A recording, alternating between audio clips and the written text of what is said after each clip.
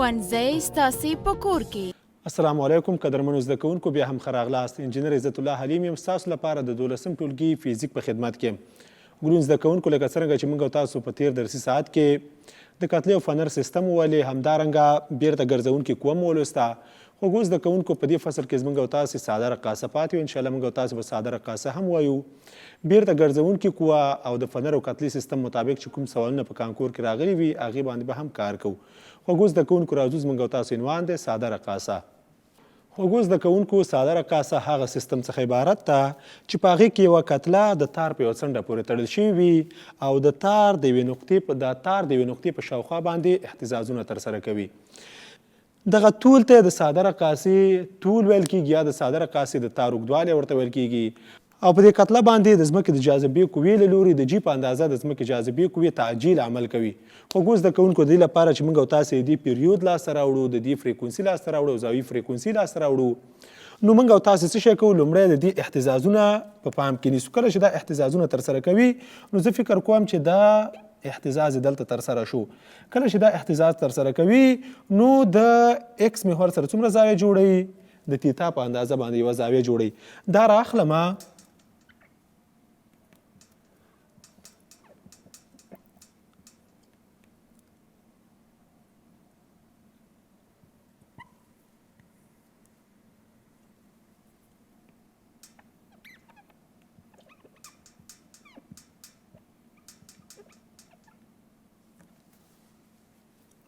خوږو زده کوونکو، د شکل مطابق دا د دې افقي مرکبه شوه او همدارنګه دا یو عمودي مرکبه شوه. د دې قوې کومه قوه چې په دې باندې واردېږي، یاد لرئ دغه په اصل کې بیرته ګرځونکې قوه ده. کله چې دلته اهتزاز ترسره کېږي، د اهتزاز په صورت کې د ځمکې جاذبې قوه په دې باندې یوه قوه واردوي. دغه قوه بیرته ګرځونکې قوه ده. دغه بیرته ګرځونکې قوه موږ او تاسې د فنر د بیرته ګرځونکې قوې سره مساوي نیسو. نو زه داسې کوم چې بیرته ګرځونکې قوه یا اف آر دا مساوي کېږي منفي ام ضرب جي ضرب ساین د تیتا سره. د بلې خوا نه که چیرې دا زاویه ډېره کوچنۍ شي، نو موږ او تاسو په دې باندې پوهېږو چې ساین د تیتا دا متناسب د تیتا سره، خو د رادیان له جنسه. نو زه د تیتا قیمت راخلم، د ساین د تیتا په ځای باندې وضع کوم. نو بالاخره اف آر به مساوي شي ام ضرب جي ضرب ساین د تیتا په ځای باندې لیکم چې تیتا. د بلې خوا نه موږ او تاسو د مثلثاتو څخه پوهېږو چې په مثلثاتي دایره کې مقابل قوس او شعاع ترمنځ نسبت دا د زاویې سره مساوي دی. د یو مرکزي زاویه مساوي کېږي مقابل قوس او د شعاع ترمنځ نسبت. د دې ځای څخه زه دغه قیمت راخلم، په دې ځای کې وضع کوم. نو لیکم چې اف آر دا مساوي کېږي منفي ام ضرب جي ضرب تیتا په ځای باندې ولیکم چې اس پر آر سره. اس پکې چې دی وهل شوی قوس دی، دا که چېرته په ایکس سره موږ او تاسې وښیو، په دې کې څه مشکل نشته. نو زه کولی شم ولیکم چې اف آر مساوي کېږي منفي ام ضرب جي ضرب ایکس پر آر سره. خوږو زده کوونکو، راځمه دا چې بیرته ګرځونکې قوه ده، د بیرته ګرځونکې قوې لپاره ما تاسو ته په تیر ساعت کې فورمول ویلی و. زه لیکلی شم چې دا مساوي کېږي اف آر سره منفي کا ضرب ایکس سره، دې سره هم مساوي کېږي. راځم د دې ځای څخه څه شی کومه؟ وایم چې منفي ام ضرب جي ضرب ایکس پر آر دا مساوي کېږي منفي کا ضرب ایکس. دواړه خواوې که چېرته په ایکس تقسیم کړم، د ایکس به د ایکس سره د منځه لاړ شي. منفي ام ضرب جي پاتې شو منفي ام ضرب جي ضرب یو پر آر، دا مساوي کېږي منفي کا سره. منفي ام ضرب جي ضرب یو پر آر، آر په دې ځای کې څه شی ده؟ شعاع په دې کې ال ده. نو لیکم چې ام هم د ام سره منفي یو د منفي یو سره اختصار شو. نو ام ضرب جي ضرب یو پر ال دا مساوي کېږي د کا سره او دا مساوي کېږي.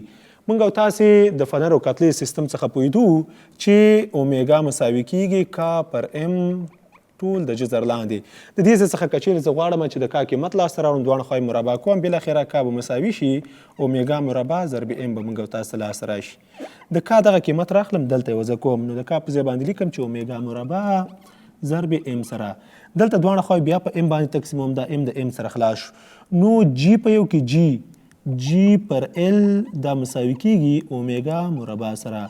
د دې ځای څخه دواړه خواوې د جذر لاندې نیسم تر څو موږ او تاسو اومیګا لاسته راکړي. نو اومیګا مساوي کېږي جي پر ال د جذر لاندې. دا خوږو زده کوونکو د فنر او کتلې د سیستم زاویې فریکونسي موږ او تاسو ته لاسته راغله. اومیګا مساوي کیږي جی پر ال د جذر لاندې. راځو د فنر او کتلې د سیستم فریکونسي لاسته راوړو او پیریود یې لاسته راوړو. د دې څخه موږ او تاسو په اسانۍ سره کولی شو فریکونسي او پیریود یې لاسته راوړو. اومیګا مساوي کیږي جی پر ال د جذر لاندې.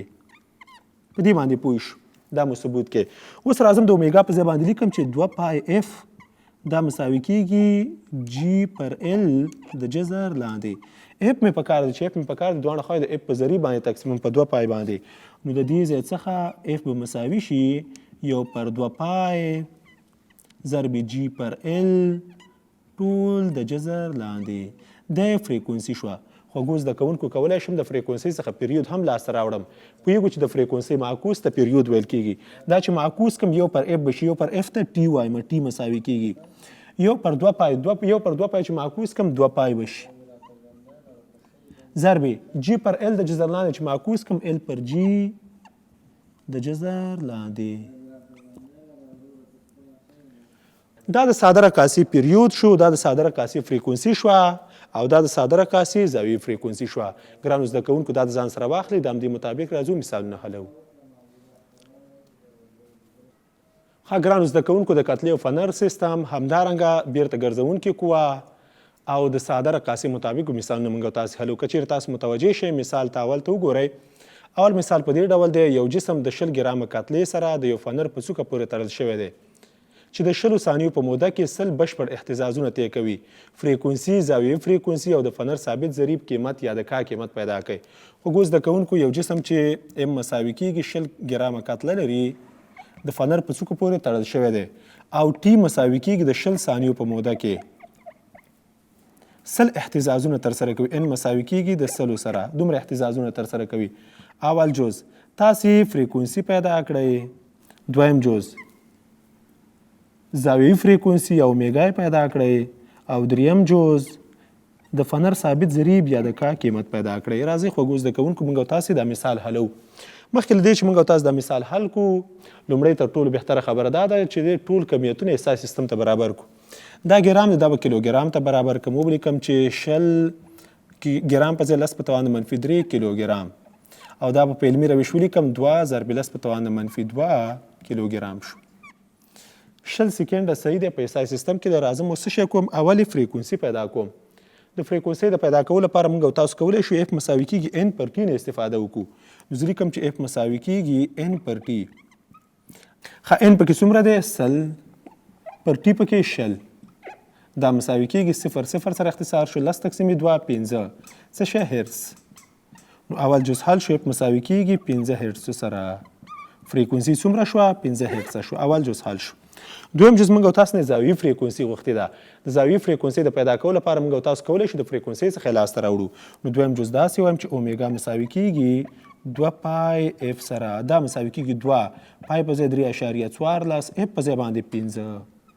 دا مساوي کیږي 2 په 3.14 کې 6.28 ضرب 5 ضرب 6.28 اومیګا مساوي کیږي 1.4 رادیان پر سکند سره.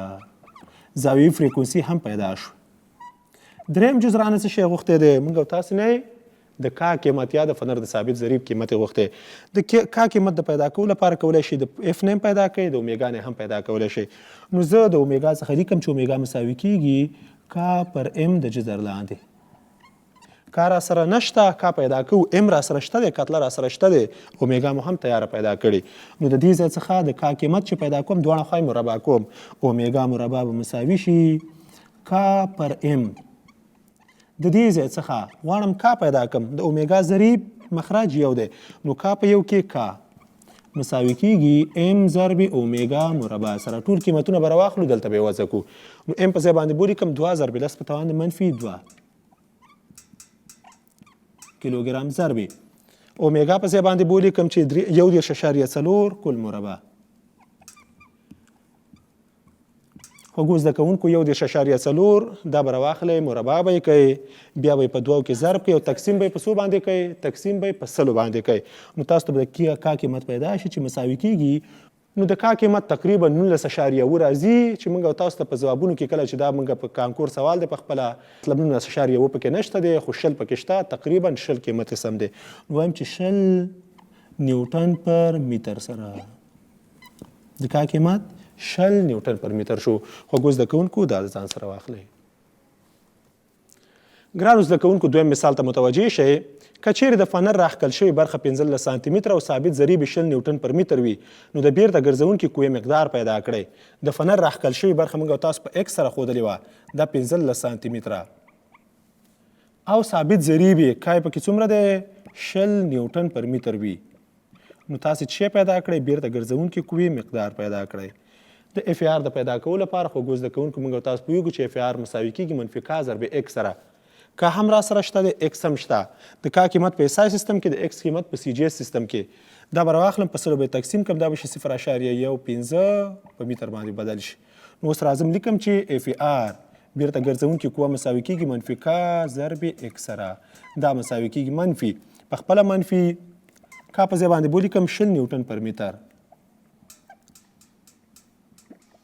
ضرب ایکس په ځای باندې ولیکم 0.15 میټره دا میټر د دې میټر سره اختصار شو بالاخره اف ای آر مساوي کېږي 0 یو خانه اشاریه موږ او تاسو ته ښي طرف ته وړي 1.5 ضرب 2 نو 3 نو منفي 3 نیوټنه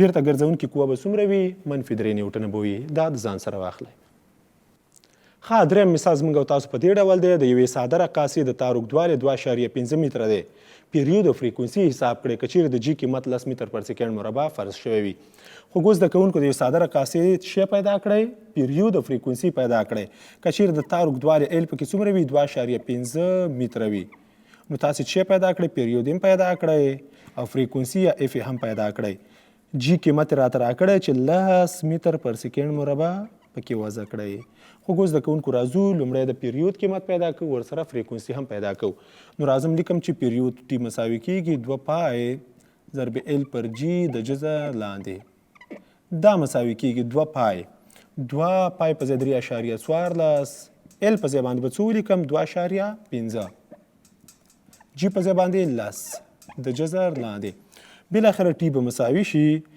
2 په 3.14 کې 6.28 ضرب 2.15 تقسیم 10 0.25 د جزر لاندې دا مساوي کېږي 6.28 ضرب 0.15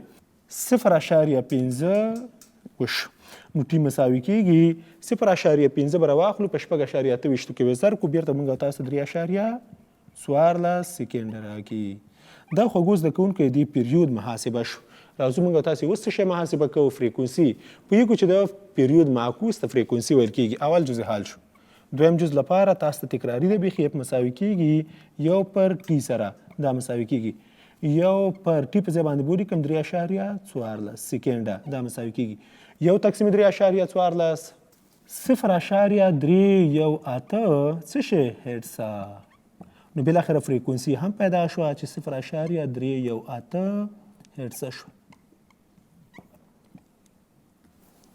ښه ګرانو زده کوونکو کوم موضوعات چې موږ او تاسې وویلې د هماغې موضوعاتو مطابق راځو مثالونه په کانکور کې چې کوم راغلي دي هغه حلو لومړي مثال ته که چیرې تاسو متوجه شئ د کتلې فنر سیستم فریکونسي 15 هرټزه ده که چیرې د فنر ثابت ضریب 250 نیوټن پر میټر وي د اهتزاز کوونکي جسم کتله پیدا کړي د بدخشان ولایت د فورم سوال دی ګورئ فریکونسي موږ او تاسو ته راکړې اف مساوي کېږي 15 هرټزه فریکونسي ده د فنر ثابت ضریب کا مساوي کېږي 250 نیوټن پر میټر دی تاسې څه پیدا کړئ د فنر او کتلې د سیستم کتله پیدا کړئ ام پیدا کړئ خوږو زده کوونکو موږ او تاسو سره کا شته دی ام نشته دی او فریکونسي هم را سره شته نو زه کولی شم د اف څخه په استفاده باندې اف مساوي کېږي 1 پر 2 پای ضرب کا پر ام د جزر لاندې د دې څخه کولی شم څه پیدا کړم هم قیمت پیدا کړم د دې قیمت د پیدا کولو لپاره لومړی دواړه خواوې په 2 پای کې ضربوم نو دا به ماته راشي چې 2 پای اف بشي دا مساوي شي کا پر ام د جزر لاندې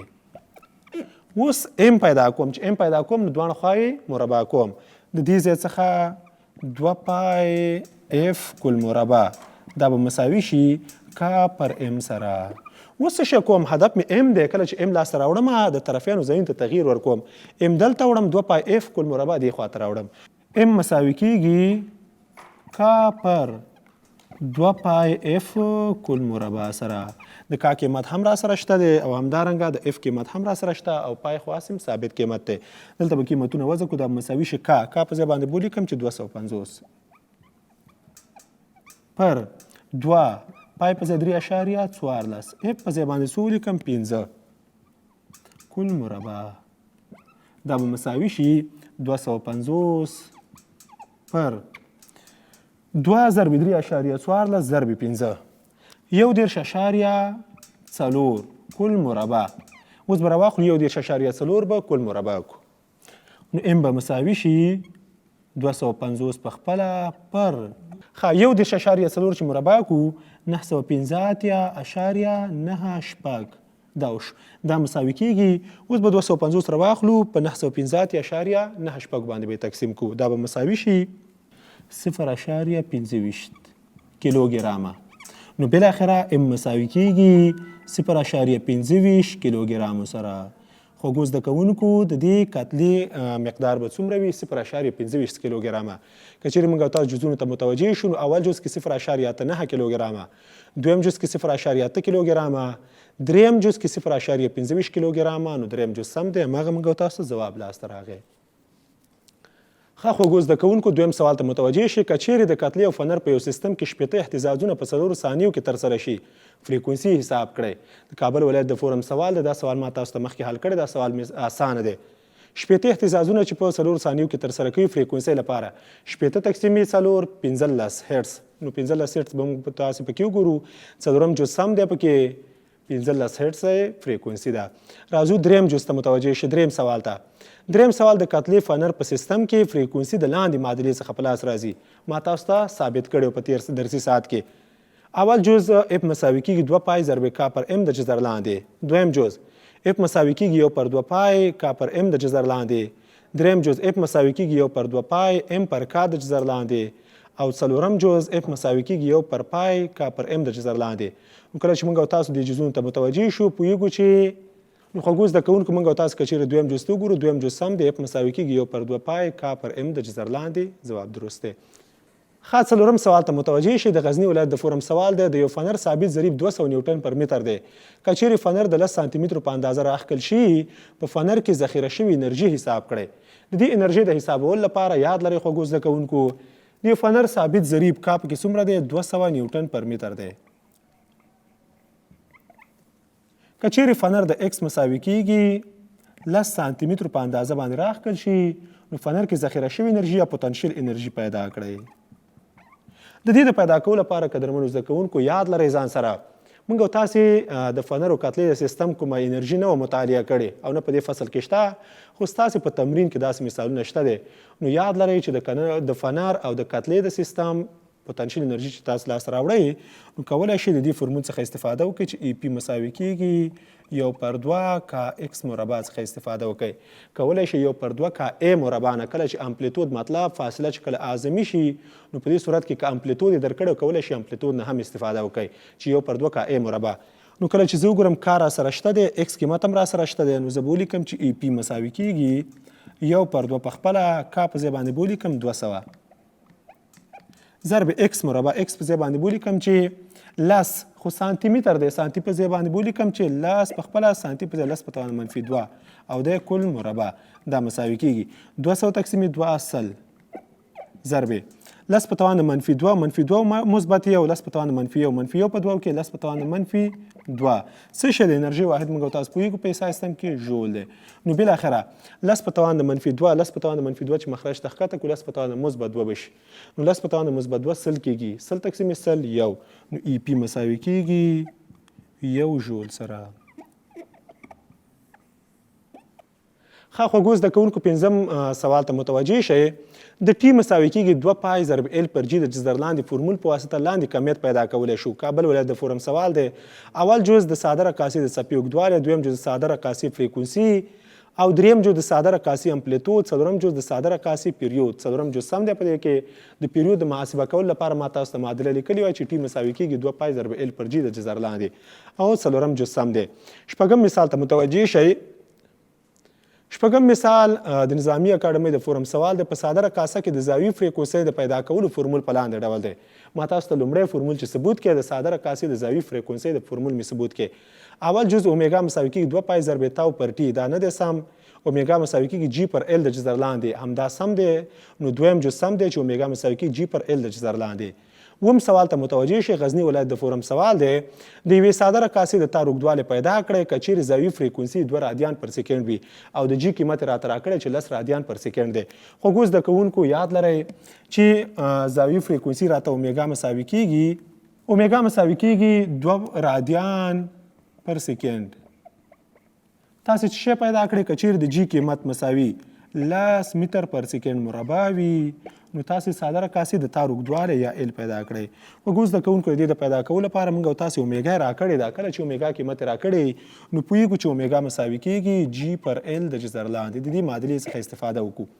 د جي قیمت را سره شته، اومیګا قیمت شته، خو د ال قیمت نشته. دواړه خوا یې مربع کوو. کله چې اومیګا مربع کړو نو اومیګا مربع به مساوي شي جي پر ال د جزر لاندې چې مربع کړو جي پر ال به پاتې شي. ال پیدا کوم چې ال پیدا کوم د طرفینو ځایونو ته تغییر ورکوم نو ال به مساوي شي جي پر اومیګا مربع.